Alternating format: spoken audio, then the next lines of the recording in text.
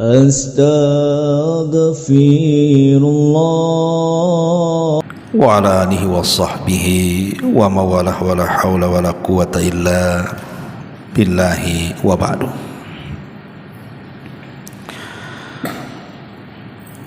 Baik, kita lanjutkan kajian kita, masih membahas kitab Usul Ats-Tsalatsah,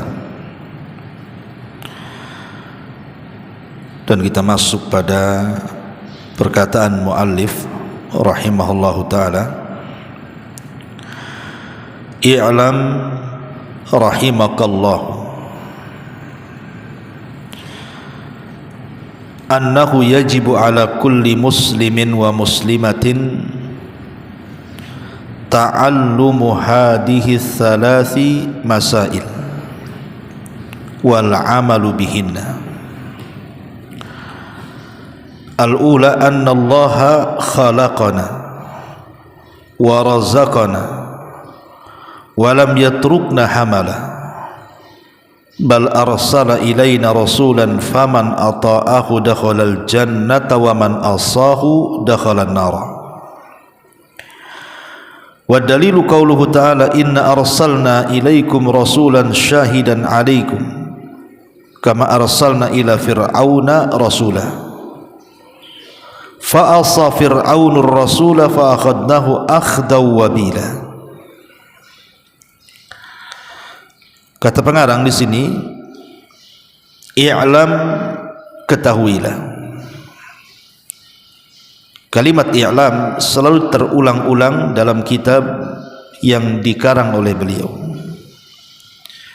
karena kalimat i'lam itu kalimat tanbih, kalimat di mana setelah kalimat ini pasti pengarang ingin menjelaskan sesuatu yang sangat penting. Makanya dimulai dengan kalimat i'lam. Rahimakallah, semoga Allah merahmatimu. Lagi-lagi Syekh pengarang mendoakan kita yang membaca kitab ini, dan ini menunjukkan kelembutan beliau kepada kita dengan mendoakan kita para pembacanya. Semoga Allah merahmati anda. Annahu yajibu ala kulli muslimin wa muslimatin, wajib atas setiap muslim laki-laki dan muslim perempuan, ta'allumu hadihi thalathi masailah, mempelajari 3 masalah-masalah, wal amalu bihinna, dan disuruh untuk mengamalkannya.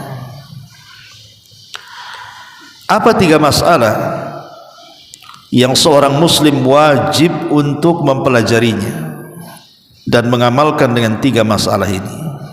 Yang pertama, kata beliau,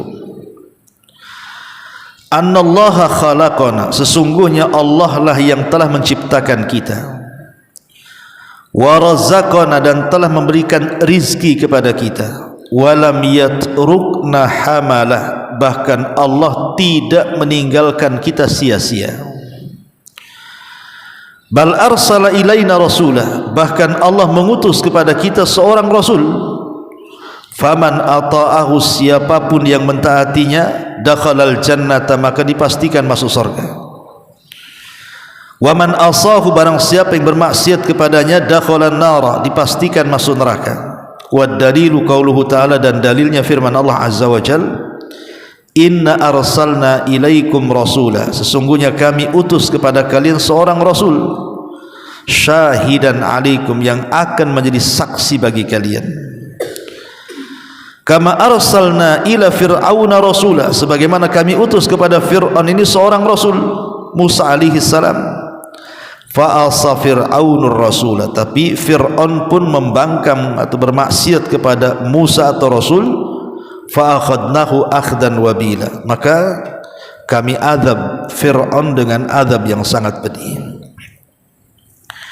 Taib, khawatu fiddin, barakallahu fikum. Jadi Syekh Muhammad bin Abdul Wahhab ini ingin menjelaskan kepada kita dalam poin ini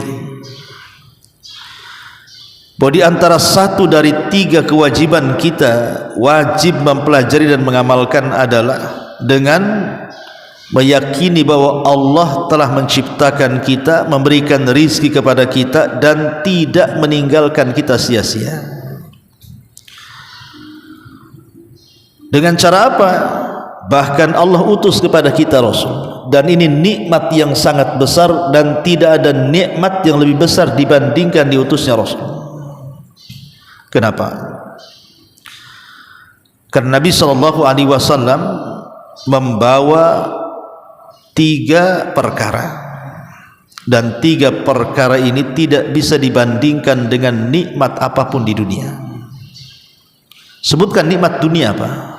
Mobil mewah, rumah megah, perhiasan, tanah atau apa, sebutkan kenikmatan yang paling besar di dunia itu apa?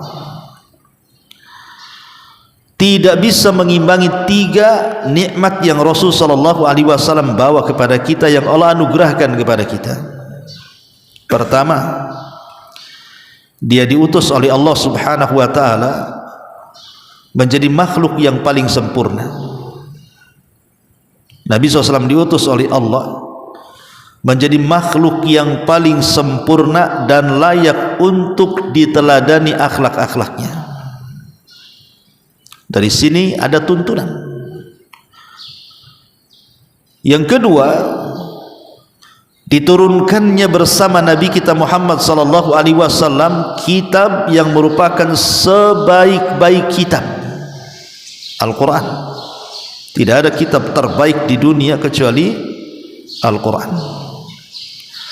Yang ketiga, Allah Subhanahu wa taala turunkan kepada Rasul untuk diajarkan kepada umatnya sesempurna-sempurnanya syariat dalam agama, dan ini tidak ada dalam agama yang lain.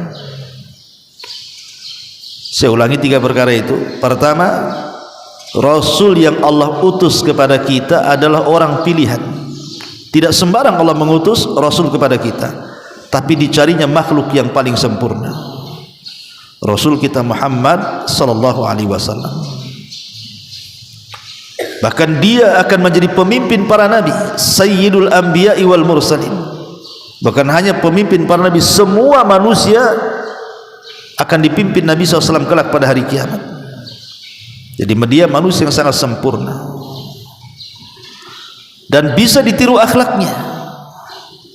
Karena Rasul yang diutus kepada kita itu dari kalangan jenis kita sendiri, yang kita bisa lihat macam mana gaya bicaranya, macam mana gaya muamalahnya, macam mana gaya akhlaknya, semua kita bisa lihat dan kita bisa pelajari. Ini yang pertama. Yang kedua, diturunkannya sesempurna-sempurna kitab, maksudnya Al-Quran. Jadi Quran itu datang memuat semua kitab-kitab langit di dalamnya. Jadi dengan Quran itu sudah mencukupkan dari Injil, Zabur, Taurat dan Suhuf, semua ada dalam Quran.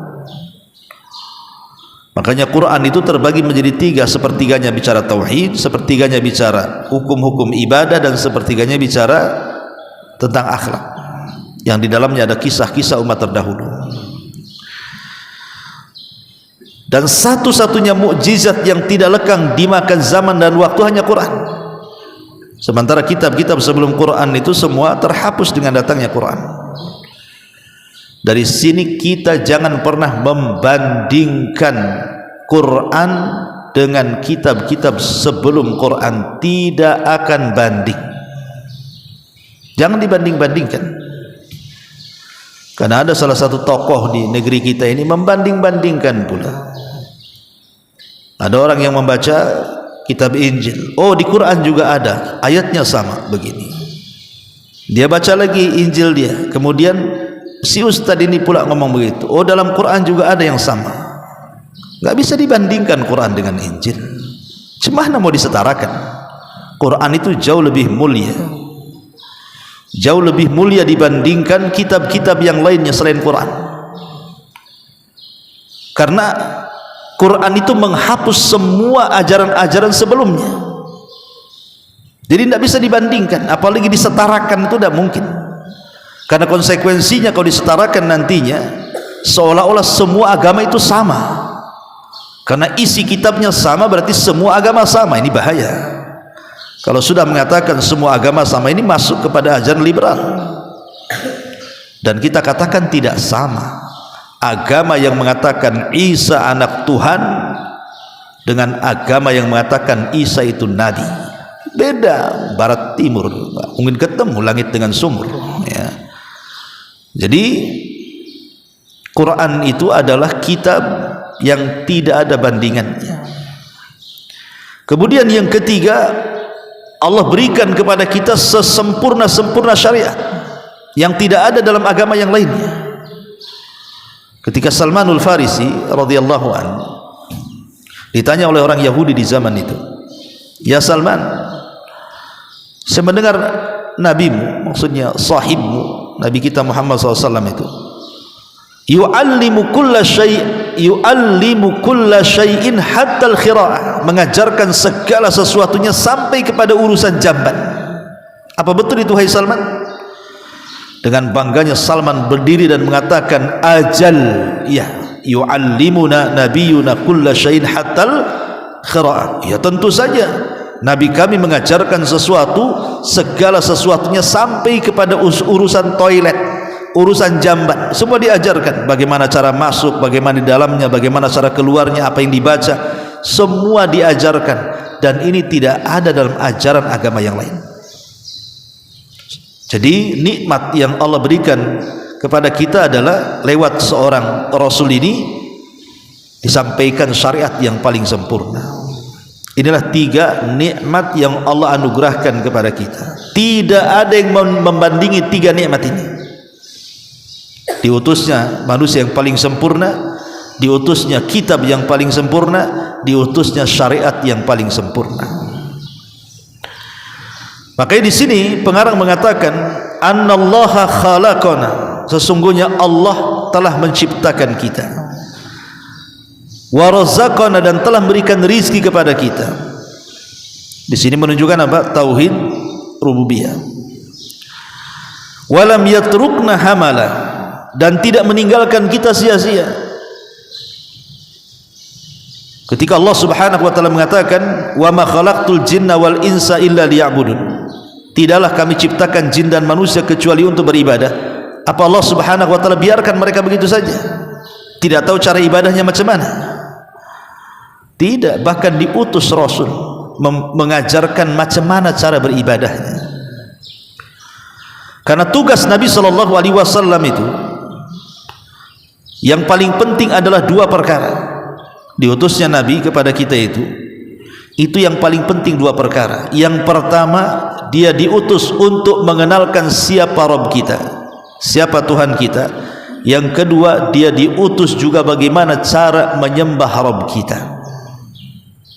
Itulah 2 tugas Rasul yang paling penting, mengenalkan kepada kita siapa Tuhan kita.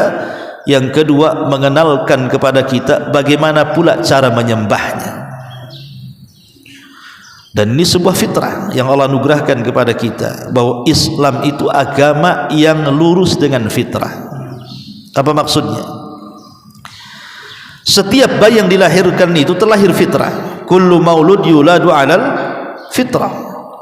Setiap bayi yang dilahirkan itu terlahir fitrah. Maksudnya terlahir muslim.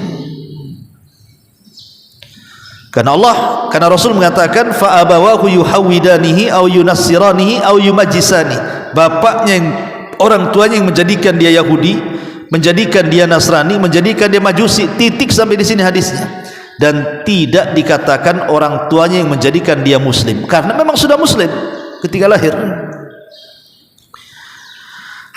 Bukti bahwa setiap bayi yang dilahirkan terlahir Muslim itu, bahwa bayi yang dilahirkan itu sudah dikenalkan siapa Tuhannya, sudah ada perjanjian dengan Allah di alam ruh. Alastu bi rabbikum qalu bala, bukankah aku Rabb kalian? Ya, kata bayi. Kemudian ketika brojol saja janin itu, kalau dia tumbuh, maka nanti kalau sudah besar pasti secara fitrah akan mencari siapa Tuhannya. Fitrahnya itu yang fitrah dia yang mencari siapa Tuhan. Gak mungkin saya tercipta begitu saja. Oh enggak, kamu tercipta dari orang tuamu. Loh, orang tuamu dari mana? Oh, dari orang tuanya lagi. Orang tuanya dari mana lagi? Orang tuanya sampai ke Adam nanti. Lah, Adam siapa yang menciptakan? di atas Adam, pasti nanti ujung-ujungnya ke Sang Pencipta. Makanya sering saya analogikan, kalau kita lihat orang-orang primitif itu, orang yang di hutan, nggak ada sekarang lah. Anggaplah ada orang primitif, orang yang masih koteka, masih pakai pakaian-pakaian nggak jelas gitu ya. Nggak mungkin mereka itu hidup tanpa sesembahan. Pasti ada sesembahan yang mereka sembah. Entah nyembah batu, nyembah pohon, nyembah ular, nyembah gajah, nyembah, mesti ada itu di hutan itu. Mesti mereka cari sesembahan. Tidak mungkin mereka tidak ada sesembahan, pasti ada sesembahan. Entah yakin dengan klinik-klinik apa gitu kan. Ini yang mendatangkan ini yang mendatangkan. Pasti itu fitrah memang seperti itu. Cuman ketika fitrah ini tidak dibimbing wahyu, tidak datang utusan kepada mereka, maka fitrah itu akan berjalan sesuai dengan apa yang mereka lihat, sesuai dengan apa yang mereka dengar, sesuai dengan apa yang mereka pikirkan dalam benak otak mereka. Seperti ketika orang barat membuat film alien makhluk planet tuh. Pertanyaannya apa? Barat tuh pernah ketemu alien? Nggak pernah.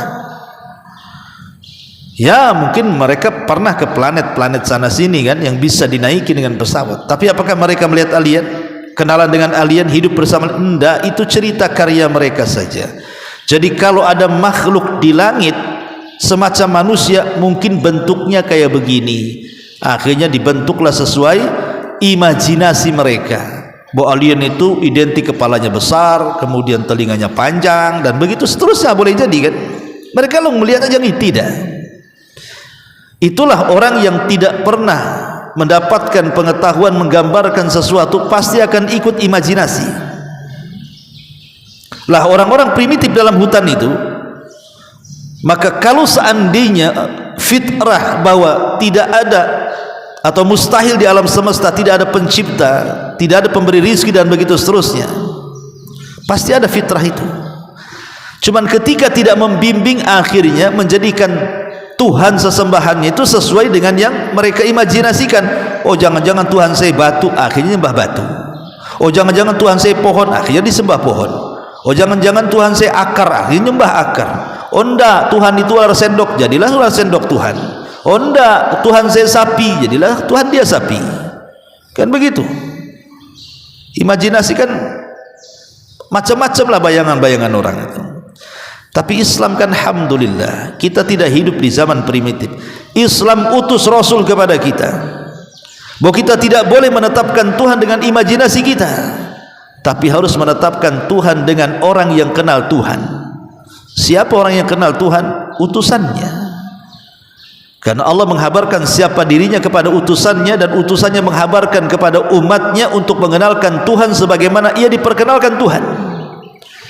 Maka Rasul menjelaskan siapa Tuhan kita dengan turunnya Quran, dan dia perkuat dengan sabda-sabdanya, walaupun keduanya sama-sama wahyu dari Allah Azza wa Jalla. Baru setelah dikenalkan siapa Tuhan kita, dikenalkan pula bagaimana cara menyembahnya, sehingga kita tidak salah sembah. Karena orang kalau tidak dibimbing cara menyembahnya, akhirnya macam-macam cara menyembahnya. Oh Tuhan itu suka buah-buahan, beli buah-buahan ke pasar, taruh di piring, letakkan jadi sesajen.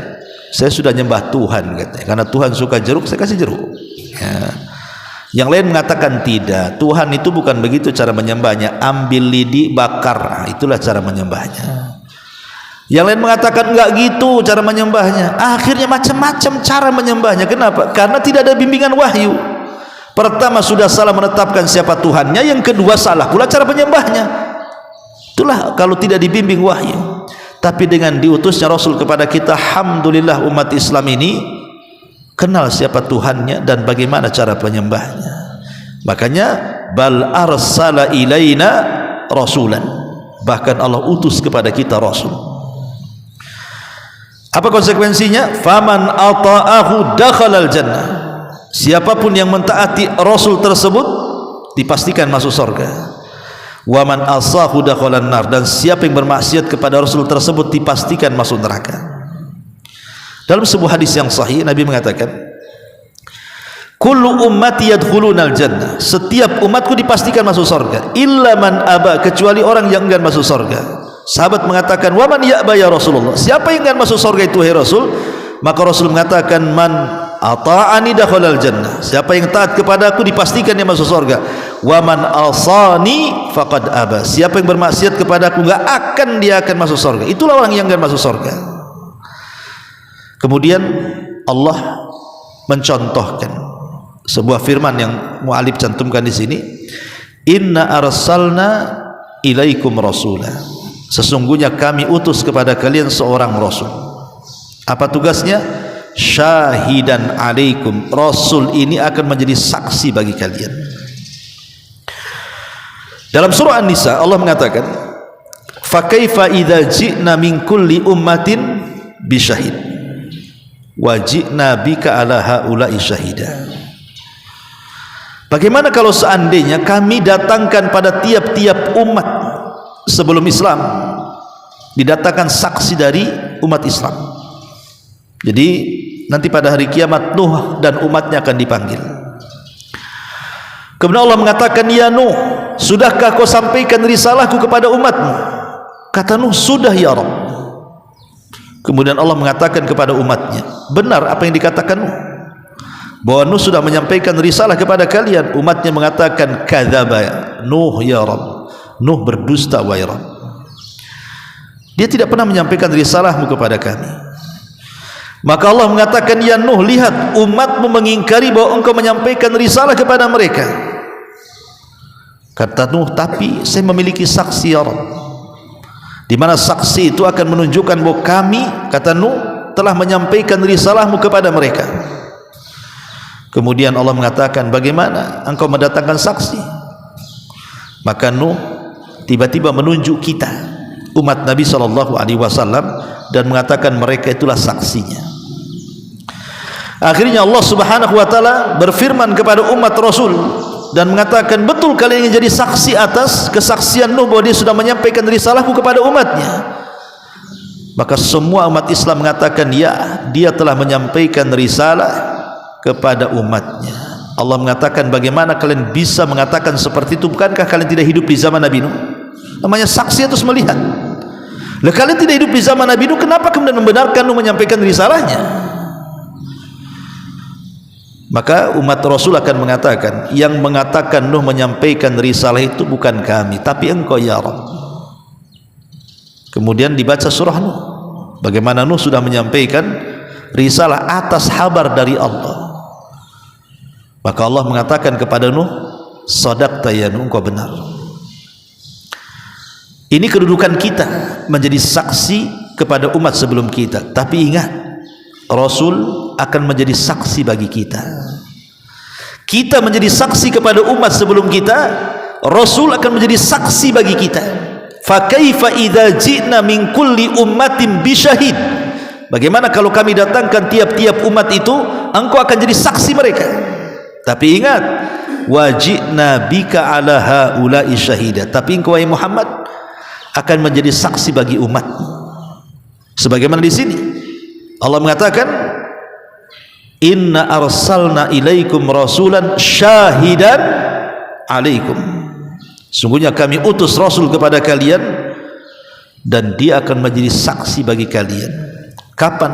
Kelak pada hari kiamat Rasul akan menjadi saksi bagi kita. Apakah amalan kita cocok dengan sunnahnya atau tidak? Apakah amalan kita cocok dengan perintahnya atau tidak? Apakah amalan kita cocok dengan hidayahnya atau tidak? Apakah amalan kita cocok dengan petunjuknya atau tidak? Karena nanti ada manusia-manusia diusir dari telaga. Kemudian Rasul mengatakan, ummati ummati ya Rabb, kenapa kau usir umatku? Biarkan mereka minum dari telagaku. Tapi Allah katakan, ya Muhammad, innaka la tadri ma ahdatsu ba'daka innahum ghayyaru wa baddalu.